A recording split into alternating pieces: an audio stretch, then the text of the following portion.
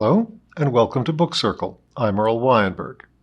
This time we are going to begin reading Village Centenary by Miss Reed.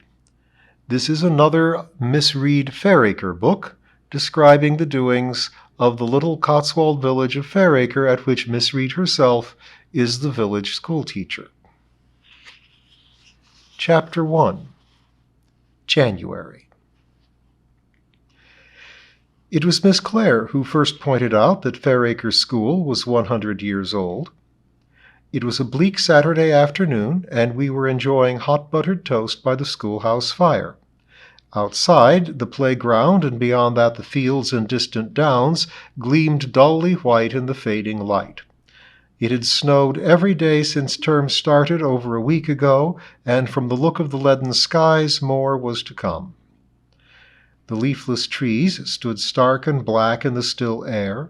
Distant hedges smudged the whiteness, and a flock of homing rooks fluttered by like flakes of blackened paper. It looked like a sketch in charcoal from the schoolhouse window. The only spot of color in this black and white world came from the crimson glow of a bonfire in Mr. Roberts' field next to the school. During the day the flames had leapt and danced while the haze of blue smoke wavered about them, but now that the men were homeward bound, the fire was dying down, the one warm, glowing thing to be seen. Indoors we were snug enough. Between us, in front of the log fire, stood the tea-tray, the cups steaming fragrantly with China tea. The lamp glowed from the bookshelf behind Miss Clare's white head, making a halo of her silver hair. Miss Clare knows Fairacre School well, for she was both pupil and teacher there for many years, and was serving as infants' teacher when I first was appointed headmistress, until ill health caused her retirement. Since she was 6 years of age, she has lived in a small cottage in the next village of Beech Green, a cottage thatched by her father, and later by the young man who inherited her father's thatching tools. She lives alone in her old age. Her childhood friend, Emily Davis, shared the cottage with her until she died some time ago, and although Dolly Clare has adapted herself to solitary living with the courage and sweetness of disposition which has characterized all her life, nevertheless I know that at times she is lonely and appreciates a few hours in someone else's company. I suspect that the winter is a particularly solitary time for her. In the summer she busies herself in the cottage garden, or makes the jams and jellies for which she is renowned. Friends from neighboring villages or from the market town of Caxley drive out to visit her, enjoying a country outing. There are more calls around Christmas, with visitors bearing gifts and good wishes. But after Christmas, with excitement past and dark evenings, icy roads, and the blight of winter ailments all taking their toll, the long dark nights hang heavily, and I try to fetch Dolly occasionally to share my hearth and modest repast, and to give me the inestimable pleasure of her quiet and wise companionship. My mother used to say, said Miss Clare, stirring her tea, that once January was over you could look forward to having a walk after tea in daylight. That really is something to look forward to, I agreed. Let's hope we get an early spring. The children haven't had one playtime outside yet, and they're all suffering from the January blues, a horrid disease. It was always so. I expect the first headmistress said much the same thing 100 years ago. By the way, are you proposing to celebrate the centenary? To be honest, I hadn't realized we were 100 until you pointed out the date over the door just now. I suppose we'll have to do something to mark such an occasion. We had quite a bustle, I remember, when we were 50 years old in the 30s, said Miss Clare. Mind you, it made a lot of talk. Some people wanted to take the children to London for the day. The Wembley exhibition some years before had been a great success with the village people, all bowling up in charabancs and having a marvelous time. Did you go? Indeed I did, and I think the statue of the dear Prince of Wales in butter was the thing that impressed me most. Were there any other suggestions? Oh, plenty. You know what village decisions are as well as I do. There were weeks of discussion. I was going to say wrangling, and dozens of ideas, but in the end we just celebrated with a marvelous tea party, and really everyone was happy. I can see I shall have to start thinking about it. You'll have to let me know what some of those ideas were. One thing sparks off another when it comes to sharing suggestions. No doubt you'll find some help in the logbook, said Miss Clare. There were lots of meetings held in the school, and I expect some of the decisions were recorded. And I'll certainly rack my brains for possible ideas. It will be fun to have something to look forward to. Her eyes sparkled at the thought, and I could not help feeling that my old friend was more enthusiastic about the village centenary than I was at the moment. No doubt, though, I told myself bracingly, once I got down to it, I should feel quite as excited about the celebration of our historic century as did my companion. Later that evening, I drove Miss Clare through white lanes to Beech Green. The roof of her cottage was topped with snow. The moon was rising and the sky was pricked with stars. Already the frost had formed, and we crunched our way up to the front door. We made our farewells, and before I returned to the car, I turned to her. "Let's make another date for the 1st of February," I said. "I'll fetch you after school, and we'll have that walk in daylight after tea, as your mother said." "That would be lovely," agreed Miss Clare. And I left her at her door, the light from the cottage streaming out upon the winter garden, and our breath making little clouds before us as we waved farewell. As so often happens when one's attention is drawn to something, references to the coming centenary came thick and fast. Mr. Willett, who is our school caretaker, church sexton, general odd-job man for the village, producer of hundreds of plants for cottage gardens, as well as chief organizer of our village functions, raised the matter one slippery morning when I was approaching the school across the treacherous playground with considerable caution. "What you needs," said Mr. Willett, holding out a horny hand to steady me, "is a stout pair of stockings over your shoes. No need to teeter along like a cat on hot bricks if you've got summat to foil the ice. Socks is the answer. It's a good tip, miss." I promised to remember. "We doing anything about us being 100 this year?" he asked. "I expect so." "Well, it ought to be done proper. Stands to reason I should have a fittin' sort of celebration. 100's 100. Fairacre'll expect summat good." I said I would start thinking about it, and passed through the school door, almost colliding with Mrs. Pringle, who was advancing with a large wastepaper basket clutched to her cardigan. Mrs. Pringle is our school cleaner, a martyr to unspecified ailments in her leg, particularly severe when asked to undertake extra work, and a thorn in my flesh. While it is always a pleasure to encounter Mr. Willett, to come face to face with Mrs. Pringle calls for courage, patience, and a bridling of one's tongue. Quite often, when my patience is exhausted, as Herr Hitler was wont to say, we have a sharp argument. Mrs. Pringle is invariably the victor in these combats, as she is quicker-witted, better prepared, and, I like to think, more intrinsically malevolent than I am. However, she is an excellent worker, and if one can turn a deaf ear to the accompanying grumbles, the results of her labors are splendid. I doubt if any other school in the county has such jet-black tortoise stoves, burnished to a satin finish with blacklead and elbow grease.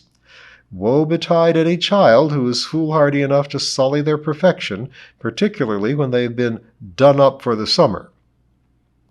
In that term, no matter how low the mercury in the thermometer drops, the stoves remain inviolate, and instead we don our cardigans philosophically.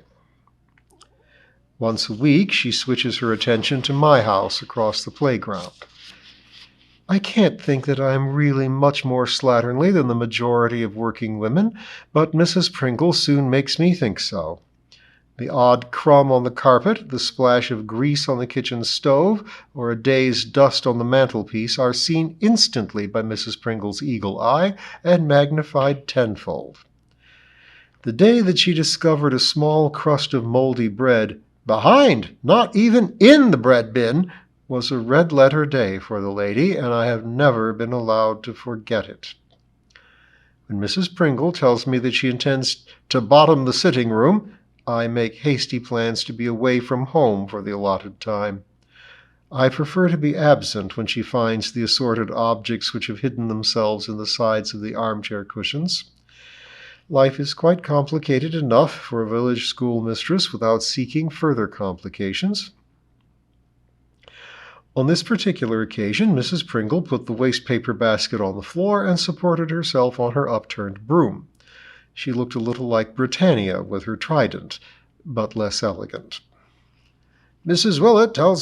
Willett tells me there's a lot of talk about us getting to the Centenary. What, if anything, are we doing about it? Oh, something, I hope, I said airily, but of course it will need some thought. I shall have to have a word with the vicar and the managers, and Miss Briggs, I added as an afterthought. Huh, grunted Mrs. Pringle, a fat lot of use she'll be. I was inclined to agree, but could not countenance our school cleaner criticizing my new infants teacher straight from college and trailing clouds of educational theories which were enough to curdle one's blood. She had only been with me since the beginning of term, and I sincerely hoped that she would soon settle down and do a little plain teaching instead of what she was pleased to call pastoral counseling. I decided to ignore Mrs. Pringle's interjection and change the subject. There doesn't seem to be much soap in the wash basins, Mrs. Pringle. And whose fault is that? Demanded the lady. There was 4 pieces put out by my own hands when school started, and if them children is allowed to leave it wasting in the water, that's not my affair. She picked up the waste-paper basket and made toward the door, where she turned to face me, her 3 chins wobbling fiercely.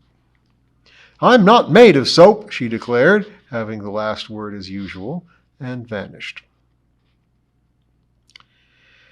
The weather continued to be abominable, with icy roads, fresh snowfalls, and great difficulty in getting about. Nevertheless, on my few visits within sliding distance in the village, I had been questioned by Mr. Lamb of Fairacre Post Office, our vicar, Gerald Partridge, Henry Maughan, our local ornithologist, and a number of parents about the possibility of celebrating the school's centenary. I took evasive action on all occasions. With the weather as it was, there was quite enough to do keeping warm oneself and seeing that the children, the school building, and one's own house were protected as much as possible from the devastating cold. Time enough to think about the centenary when the temperature rose, I decided. However, I did consider 1 or 2 ideas as I sat close to my fire in the evenings, my feet on the fender courting chilblains. What about a concert? With songs or music from each of the 10 decades? The fact that the Fairacre children are not particularly musical, and that I am the only one who can attempt to play the piano, preferably compositions cast in the key of C, and that the audience was equally limited in musical knowledge, seemed to make the idea a non-starter. Or a pageant. It could be based on the logbook with various scenes. But then there were costumes to devise, and we had no stage, and the thought of putting it on in the playground made me realize the many hazards to be faced. Or a display in the school with its 100 years of history. I suppose one could collect photographs and even a few old exercise and textbooks, and the children could have theirs on show as on open days at school. I began to think that Miss Clare's recollection of the 50 years celebration had much to commend it. A mammoth tea party sounded much more festive than my own doubt-ridden ideas, but surely we could do better than that. Certainly Miss Clare had fairly sparkled with enthusiasm when she remembered the trip to Wembley and the sight of the Prince of Wales unforgettable in butter. What about an outing? One of the historic houses within 50 miles of Fairacre, perhaps. But we could do that at any time, and outings were no great treat these days when most parents owned a car. Besides, it seems silly to go away for a centenary celebration. The whole point of celebrating 100 years of Fairacre School's progress was surely to have the occasion at the school, by the school, and for the pupils of that school, both past and present. At that point in my mental meanderings, I noticed that the fire needed more fuel, the coal scuttle was empty, and the log basket in the same sad condition. The clock said 20 to 10. Quite late enough for Fairacre folk to be up. I put up the fire guard, looked out the front door at the frosty world, and went thankfully to bed. Miss Briggs, as Mrs. Pringle had forecast, was not much help. Since Miss Clare's departure some years ago, I have had a number of infants teachers, most of them young and very good company. In a tiny school like ours, with only 2 teachers, it is essential that the staff is compatible. In most cases, we have enjoyed each other's company, although a certain Miss Jackson some years ago was a sore trial, not only as a member of staff, but being so silly as to fall headlong in love with a local gamekeeper, in the best tradition of D.H. Lawrence, and so worrying all of us to death.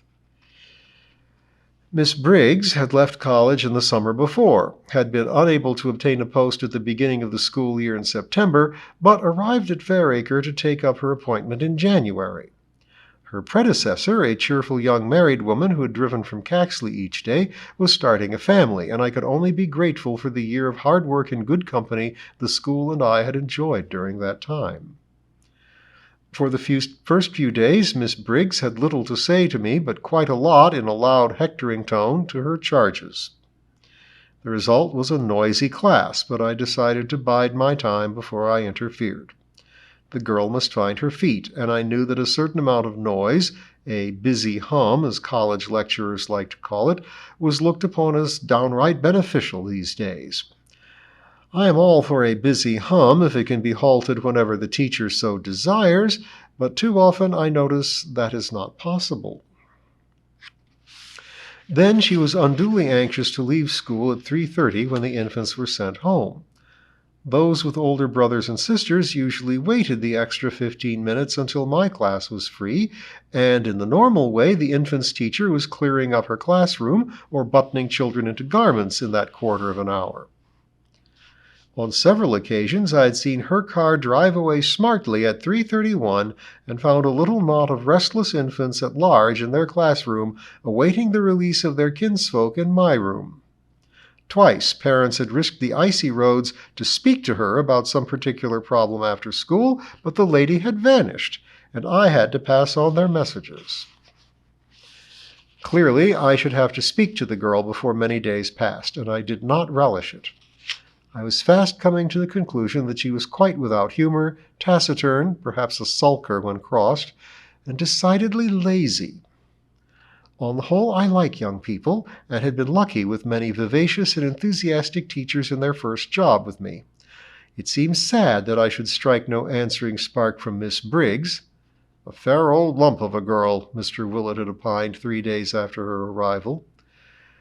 I was beginning to think that it just about summed her up. Toward the end of the month, I began to wonder if a new skylight might be the best way of celebrating Fairacre School's 100th birthday. For all that time, it seems, the skylight, strategically placed over the obvious site for the head teacher's desk, had let in rain, snow, wind, and the rays of the sun. Throughout the pages of the logbook, mention of the skylight crops up. A torrential storm this afternoon delayed the pupils' departure from school and precipitated a deluge through the skylight, damaging some of the children's copybooks and the Holy Bible. So runs one entry from 1894. 4 years later, we read the following somewhat querulous enquiry. Was obliged to shift my desk as a severe draft from the skylight has resulted in a stiff neck and earache, both occasioning great pain. Hardly a year goes by without reference to new glazing or new woodwork needed by this wretched window. Nothing seems to improve it, and I can vouch for the beastly draft which has dogged all the head teachers and the diabolical way it lets in water. Mr. Willett takes it all very philosophically and quotes irritatingly that what can't be cured must be endured. The wind had been in the northeast, and I was in a more militant mood. If I had complained once about the skylight during my term of office, I must have complained 20 times. The result has been some sympathy, a little tinkering, and not a jot of difference in improvement. After 3 days of howling draft and wearing a silk scarf round my neck, I sat down to write to the office even more forthrightly than usual about my afflictions. On reading it through, I was quite impressed with my firmness of tone, which was tempered with a little pathetic martyrdom, and which surely should bring results. I added a postscript about our 100 years at the mercy of this malevolence overhead, and hoped that something could be done permanently.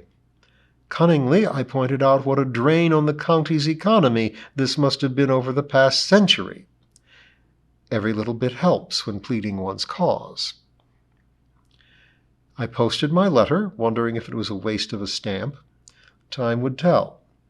On the way back, picking my steps through the slushy snow which was taking its time to disappear, I met Henry Maughan, our eminent ornithologist, who has been a good friend to all the village. "How's Simon?" was my first question. His young godson had attended my school for a short time, but his brief stay was ended when a rare albino robin, the pride of the village, came to a sudden death in the boy's hands. "Settling down well at his prep school," said Henry, "and I may say right now, before you hear it on the grapevine, that his father and Irene Dumbleditch are getting married." "I'm delighted to hear it," I said warmly. "He's had so much unhappiness, and he couldn't have anyone nicer than Irene. What's more, Simon is fond of her too." "Well, we're all mighty pleased about it," said Henry. "No doubt they'll be visiting us before long, and I hope you will come and see them. They've never forgotten how much you did for Simon, and for us." We parted, and I returned home much cheered by this good news. David's first wife had been afflicted by mental illness and eventually had taken her own life. It was time that he and poor young Simon had some sunshine after the shades of misery which they had suffered. When I entered my house, I found a fat mouse corpse on the hearthrug, and Tibby sitting beside it looking particularly smug.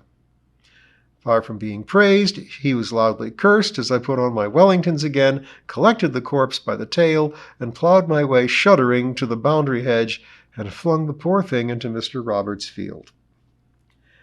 I often wondered if he notices the particularly fertile patch within a stone's throw of the schoolhouse garden. It is nourished by a steady flow of Tibby's victims, and must have made a substantial difference to his crops over the years. Well, we'll slog on through January at Fairacre next time.